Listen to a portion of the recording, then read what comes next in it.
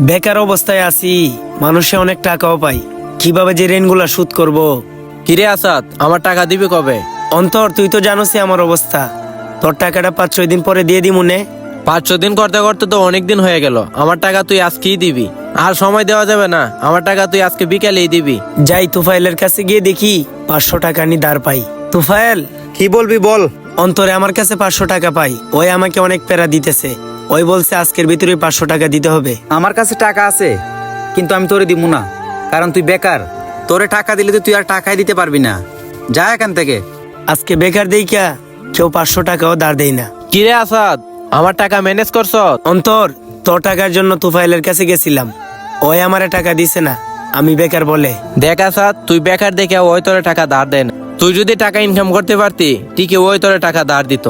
অন্তর, তোর কথা ঠিকই, এখন আমি বুঝতে পারছি টাকা ছাড়া ছেলে মানুষের কোনো মূল্যই নাই।